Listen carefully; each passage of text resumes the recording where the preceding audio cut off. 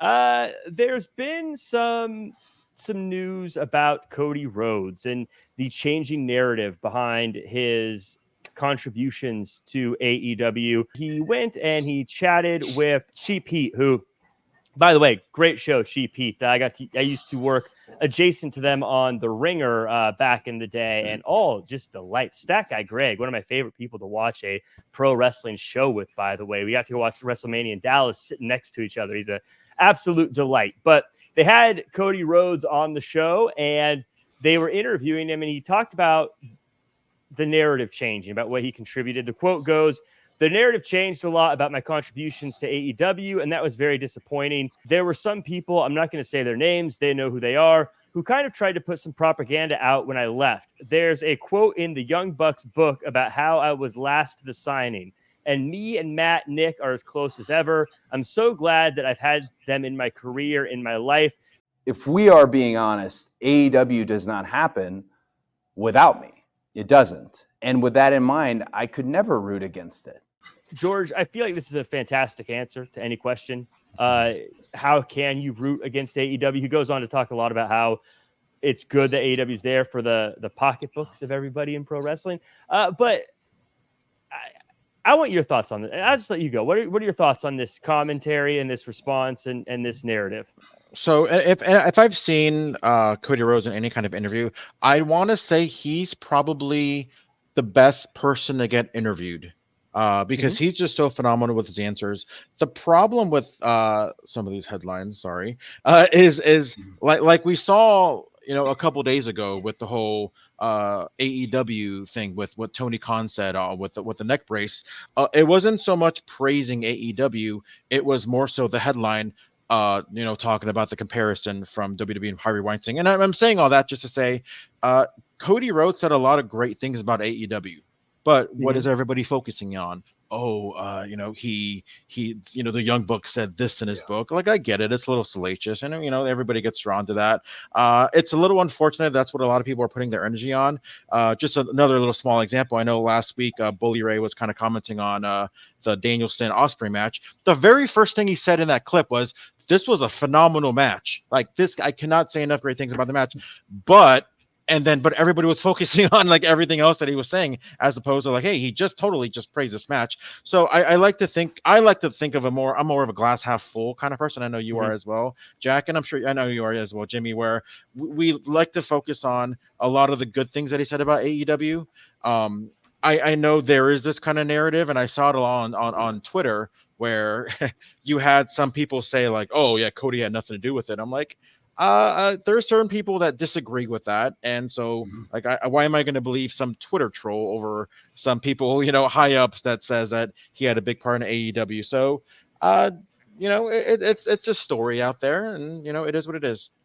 I look at this and this story, and I remember when he first left, it feels like there was more of the talks than there had been recently. But I feel like, first off, and I say this across the board with everything, regardless what company it is, I have no idea what's going on behind the scenes. I can't say who exactly is responsible for what, but I can say from an outside, at least the perspective, the optics, yeah, Cody Rhodes is, of course, the reason that AEW is where it is. Again, a million things could be happening. I don't know, but there's no way from the outside looking in you could discount Cody Rhodes. But that said, Jimmy, it's something that kind of gripes me is I also feel like when people say that we would never get anything without Cody Rhodes, I'm a big believer in that when you start something like this, everyone takes a big deal of risk, and everyone plays a part as well.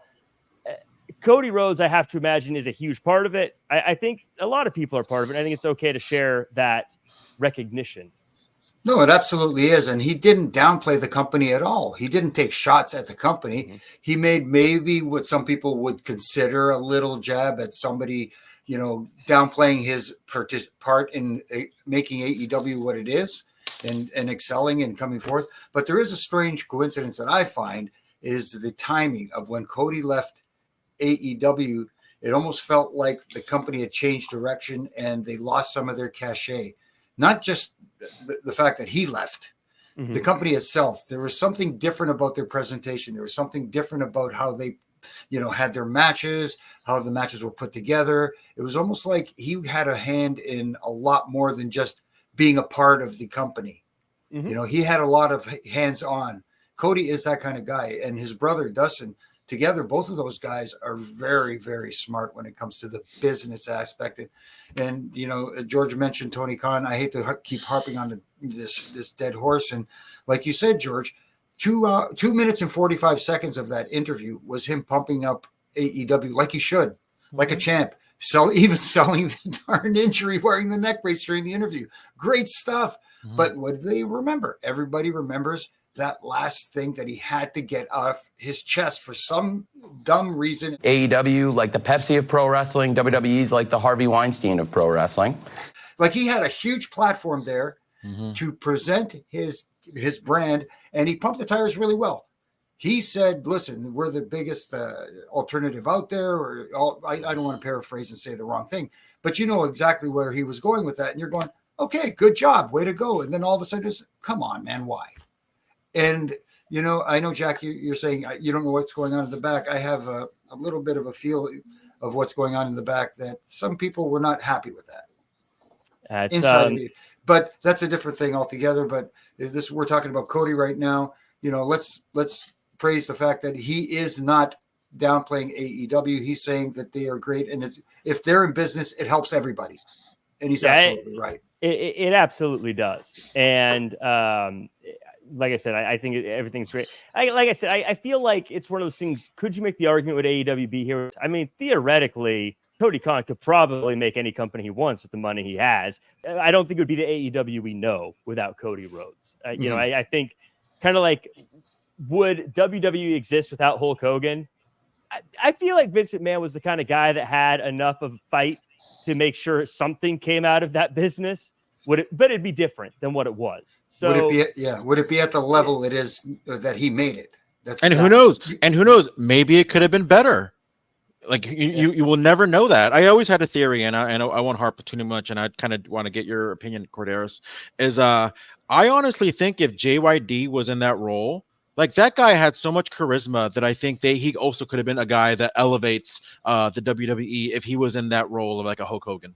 Yeah, he was definitely one of the players because people naturally gravitate. He had this natural charisma about him where you just wanted to engage in everything he did. He was so much fun for the young audience, but also the older crowd, everybody from the teenagers to the young adults, everybody bought into him as his character. And that's what we keep talking about. It's not just about how you can go in the ring. Let's be honest. Was JYD or Hulk Hogan the best in-ring performer? Was they the 5-star guys? But they didn't need to be. Exactly. That's the point. They didn't have to be because they had that natural charisma where they could draw people and an audience to want to see them. I love how we brought up Junkyard Dogs. I saw a clip of him recently, and it got me thinking about how a lot of times today people talk about how certain moves are unrealistic, like the Canadian Destroyer or whatever. Like, it's so unrealistic.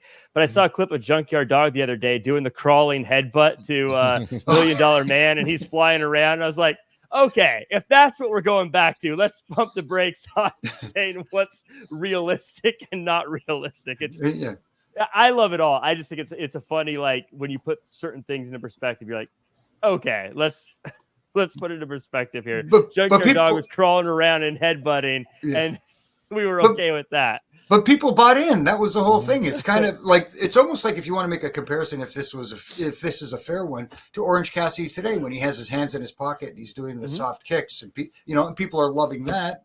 Right. You know what I mean? It's charisma. I love Junkyard Dog. Don't get me wrong. I like it was just one of those little funny, like, you see the clip go by, and you're like, huh, that's kind of funny.